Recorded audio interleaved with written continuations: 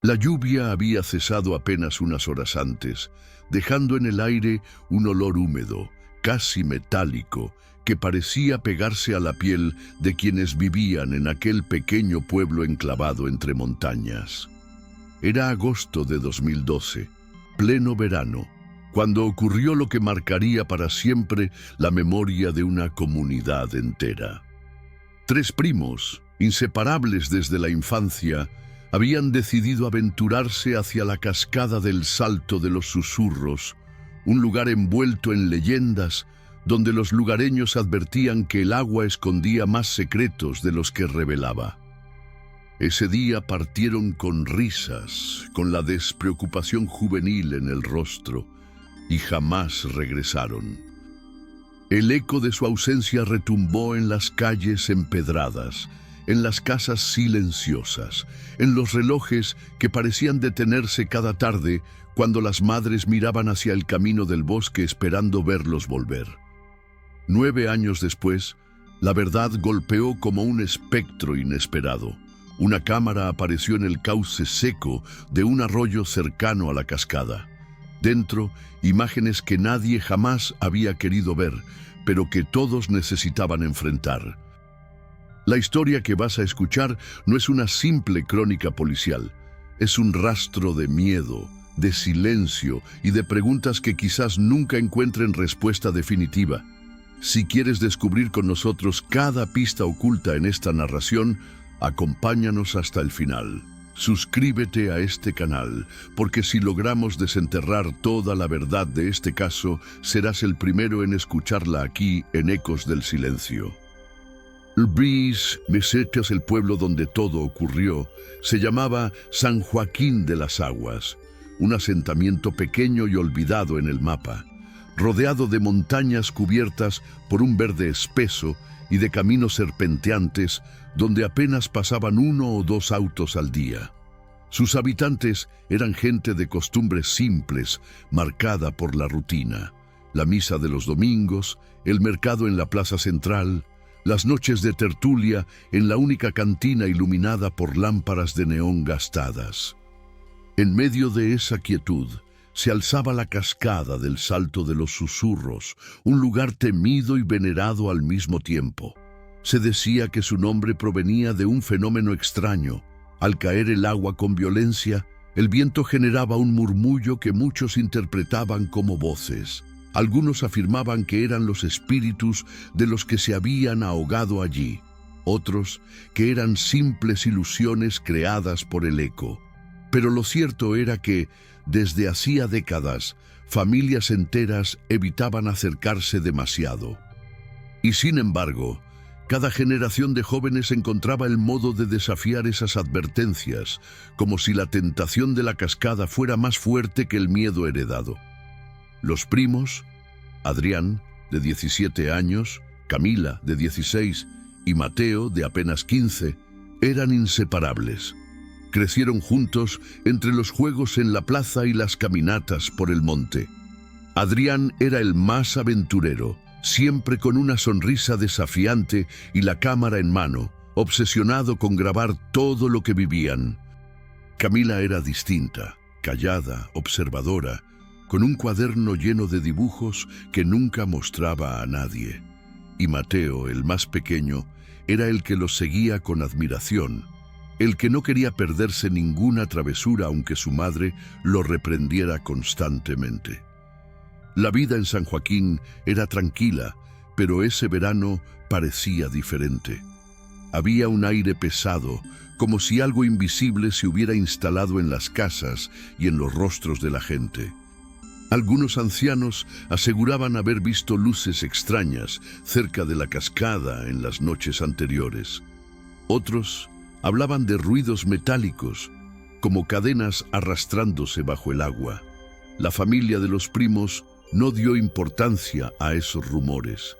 Eran historias de siempre, cuentos para asustar a los niños. Pero los 3 jóvenes empezaron a mostrar señales que con el tiempo serían interpretadas como advertencias. Adrián, por ejemplo, había comenzado a obsesionarse con grabar la cascada.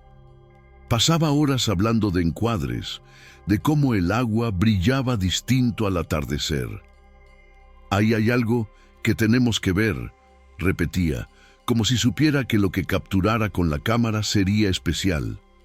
Camila, en cambio, había escrito frases inquietantes en su cuaderno: el agua guarda lo que no queremos ver.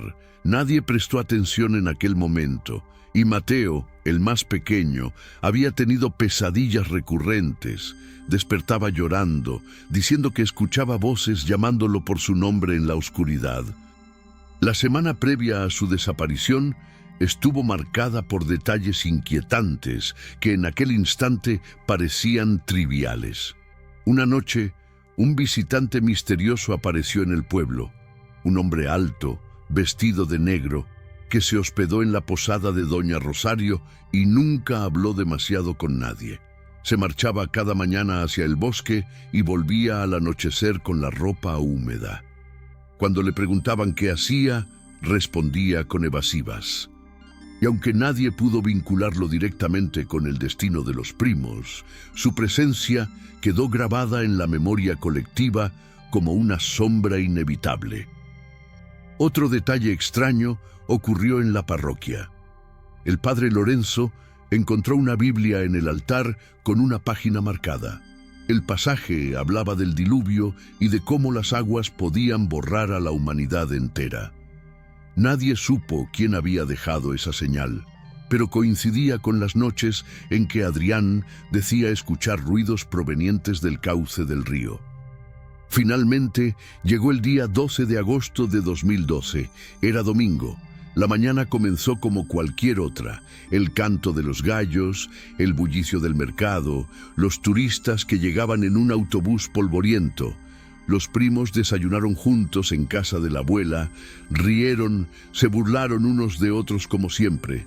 Y entonces Adrián propuso lo que había estado planeando en secreto. Hoy vamos a la cascada. Quiero grabarlo todo. Esta vez será diferente. Camila lo miró en silencio, como si supiera que esas palabras sellaban algo inevitable. Mateo dudó, pero la emoción de acompañarlos pudo más que el miedo.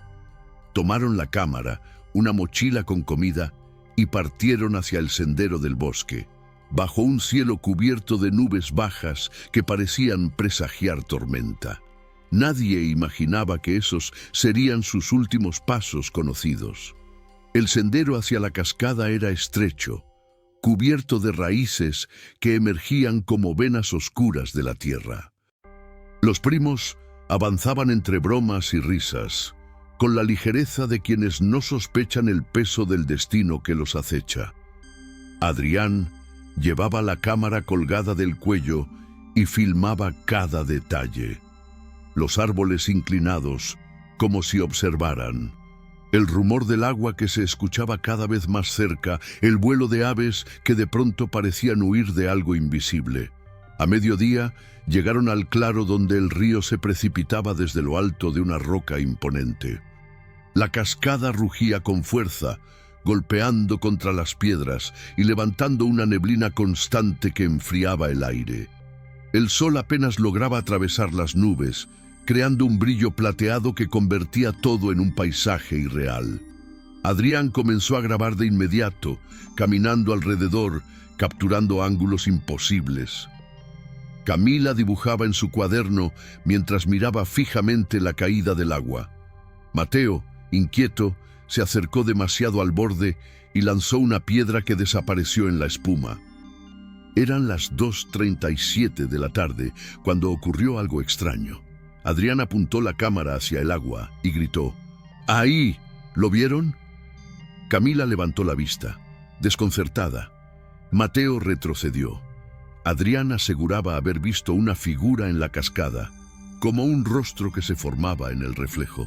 Camila negó con la cabeza, pero en su cuaderno comenzó a trazar líneas rápidas, como si quisiera atrapar lo que su primo decía haber visto. Poco después, grabó las últimas palabras que se conservarían en la cámara. Si algo nos pasa, esto quedará registrado. Nadie en el pueblo supo nunca con exactitud qué sucedió en los minutos siguientes. Algunos dicen que una tormenta se desató de manera repentina. Otros aseguran que hubo un silencio absoluto, como si la cascada hubiera dejado de rugir.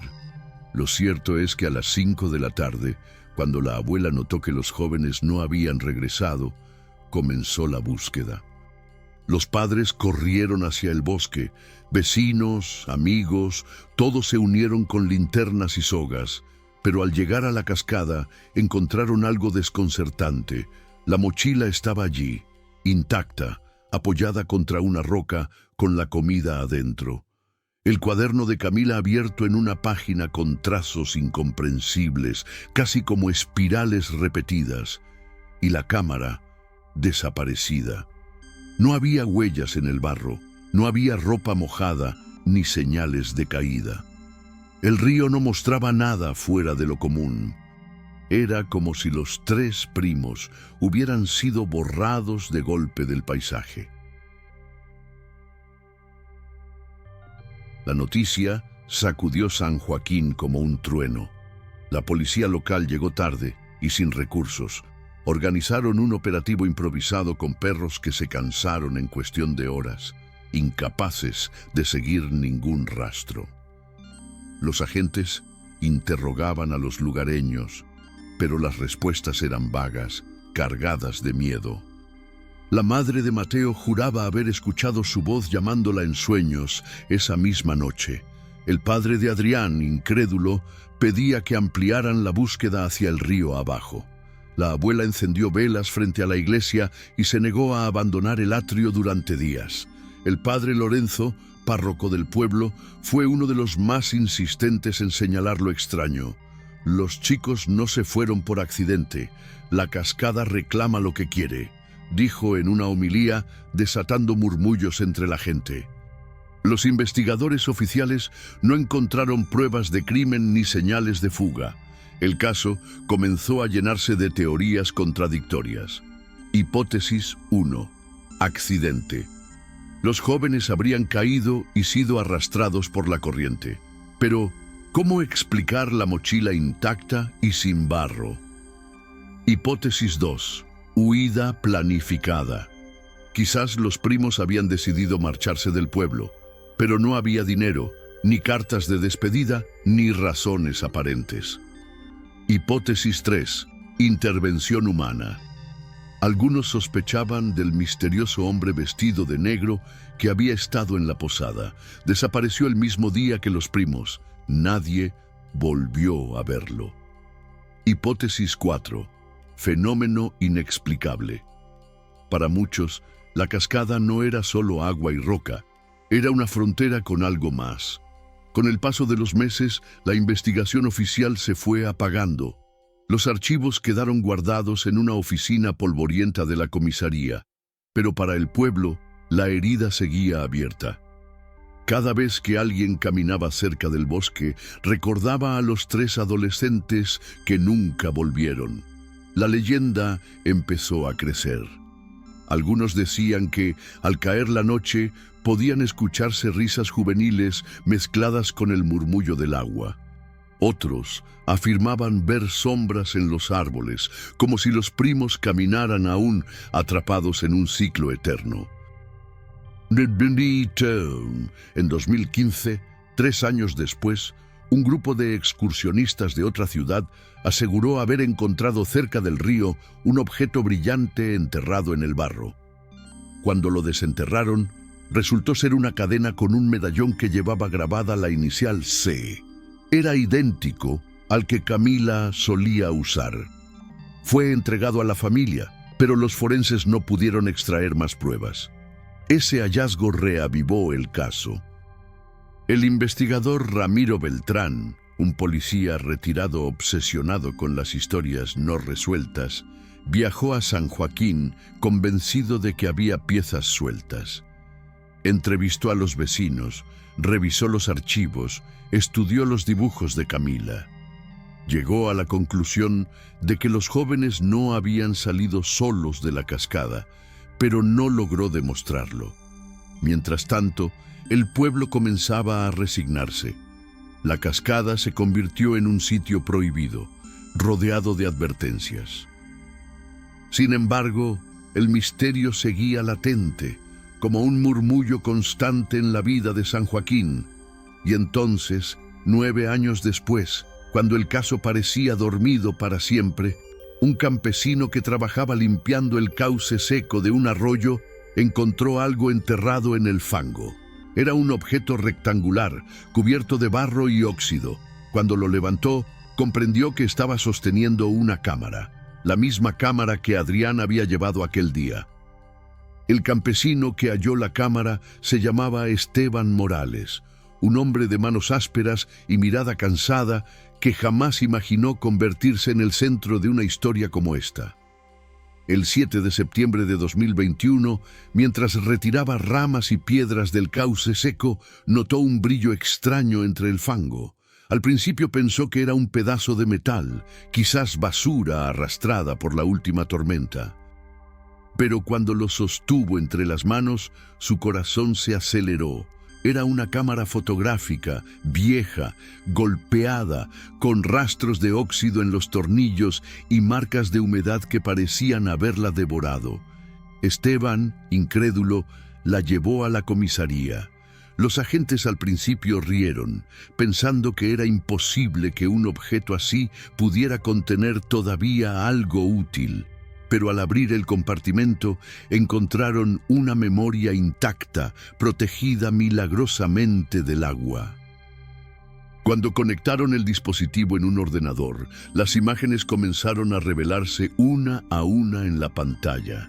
El silencio en la sala fue absoluto.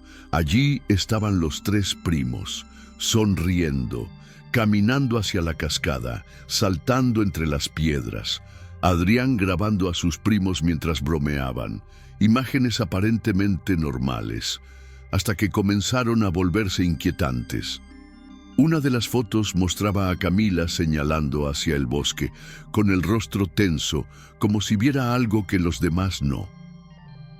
Otra a Mateo mirando hacia la cascada con una expresión de miedo, sujetándose los brazos.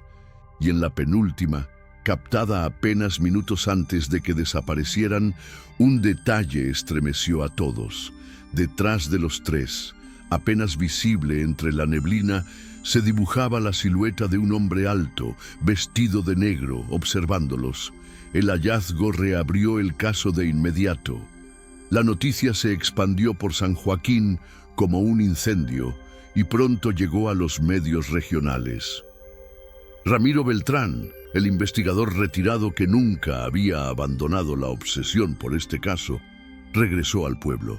Pidió acceso a la cámara, revisó cada archivo, cada imagen, cada segundo de video. En una de las grabaciones, casi destruida por el tiempo, se escuchaba la voz de Adrián. «Esto es lo último que filmaré hoy. Si alguien encuentra esto, sabrá que no estábamos solos».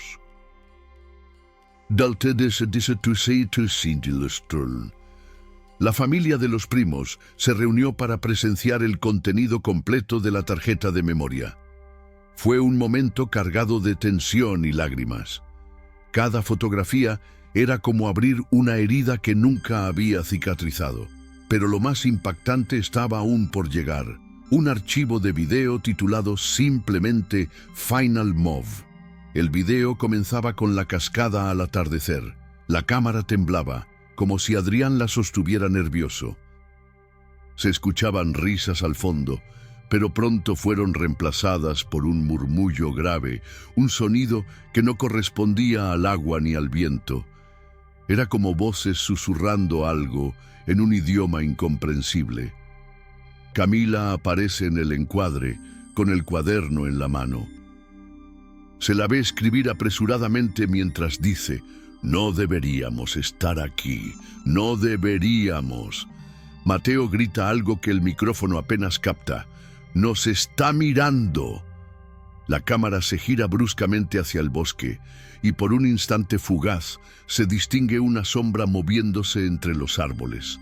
El video termina con la imagen desenfocada de la cascada y un golpe seco, como si la cámara hubiera caído al suelo. Pantalla negra. El silencio tras la reproducción fue insoportable. Las madres lloraban.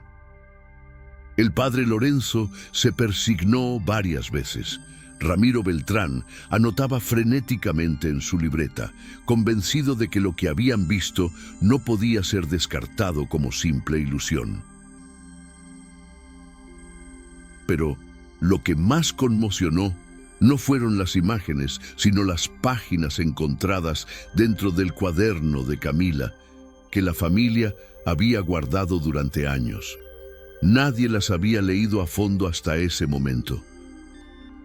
Las hojas contenían dibujos obsesivos, espirales, rostros difusos, formas humanas alargadas en la neblina, y entre ellos frases escritas con letra temblorosa.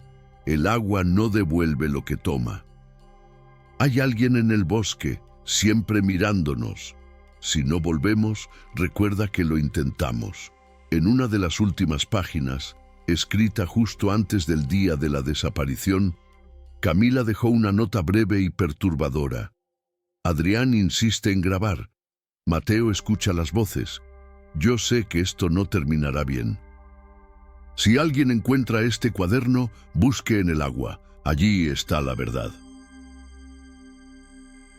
El hallazgo de la cámara y las notas transformó el caso en algo más que un misterio local. Periodistas, documentalistas y curiosos comenzaron a llegar a San Joaquín. Algunos buscaban explicaciones paranormales, otros pruebas de un crimen oculto. Las autoridades, presionadas por la atención mediática, reabrieron el expediente. Beltrán insistió en una hipótesis. Aquel hombre vestido de negro no era un extraño cualquiera. Él estaba en la posada, lo vieron todos. Aparece en la foto. ¿Quién era y qué quería?, preguntaba. Pero había quienes pensaban diferente. El padre Lorenzo sostenía que la cascada era un lugar maldito, un portal donde las almas quedaban atrapadas. Los ancianos del pueblo, por su parte, recordaban historias similares. En los años 70, 2 jóvenes también habían desaparecido en circunstancias nunca esclarecidas, y en los años 50, un cazador fue hallado muerto río abajo, con el rostro marcado por una expresión de terror indescriptible. Todo parecía encajar en un patrón que trascendía generaciones.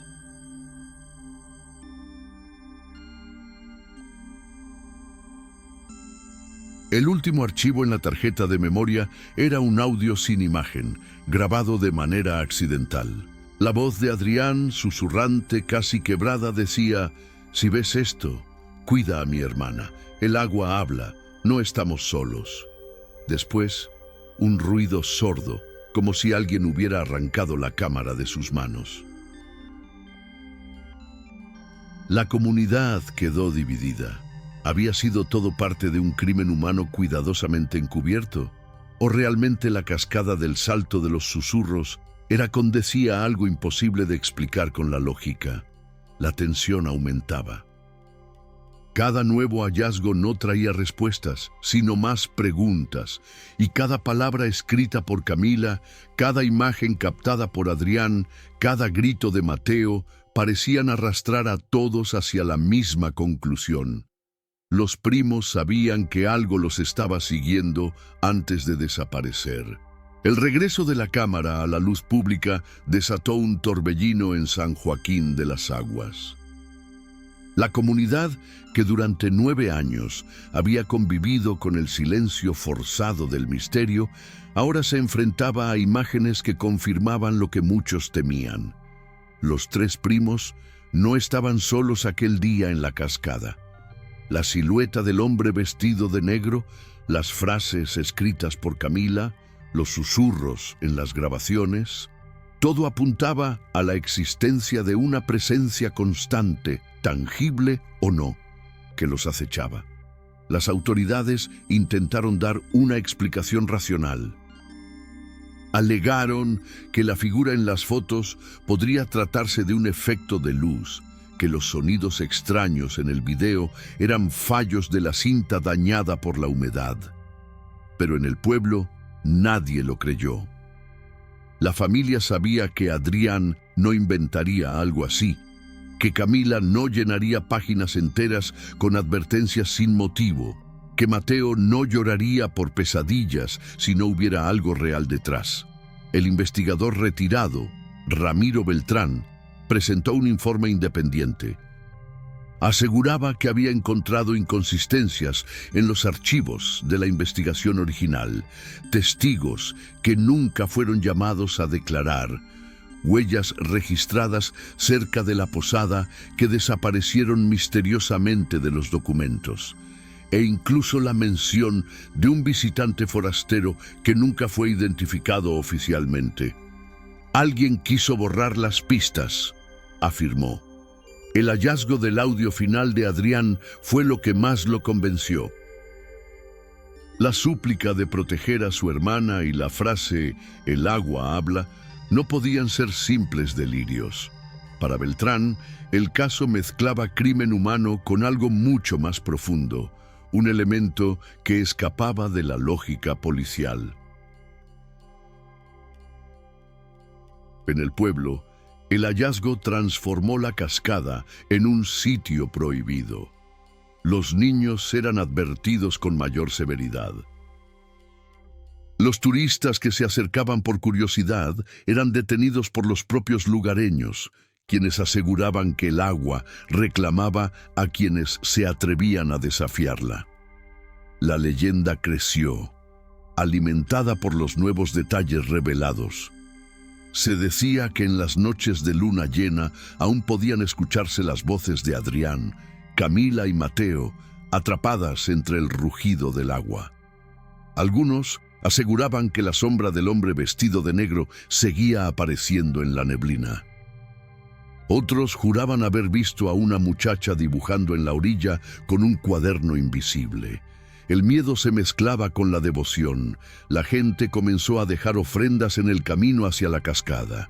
Velas, flores, cruces improvisadas. San Joaquín se convirtió en un lugar de peregrinaje para curiosos del misterio y para quienes buscaban explicaciones paranormales.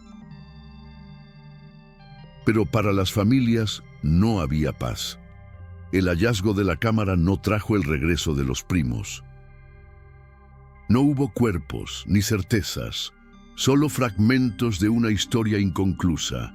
Las madres cargaban con la doble herida, la de la pérdida y la de la incertidumbre. El padre Lorenzo les decía que confiaran en que sus hijos estaban en manos de Dios, pero las preguntas seguían abiertas, como una herida que jamás cerraba. En una entrevista concedida años después, la madre de Camila dijo entre lágrimas: «Lo único que sé es que ella escribió que el agua guarda lo que no queremos ver».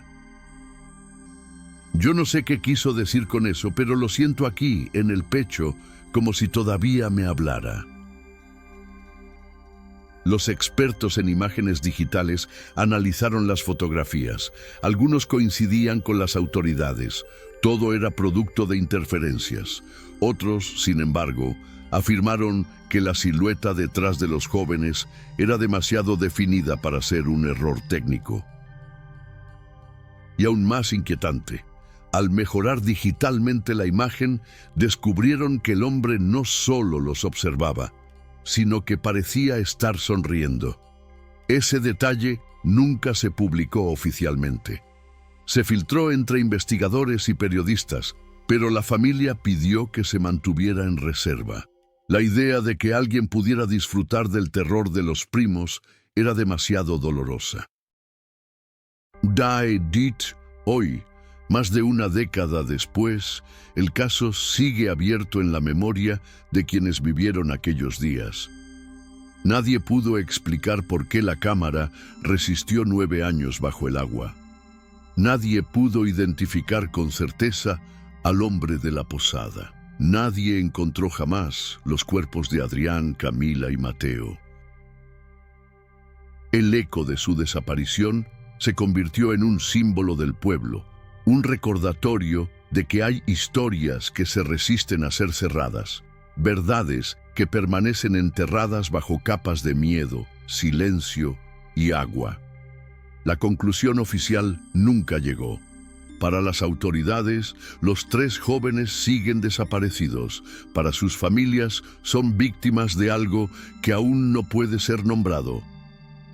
Para los habitantes de San Joaquín, son parte del alma de la cascada, atrapados en el rugido eterno del salto de los susurros. Y ahora, la pregunta queda en el aire.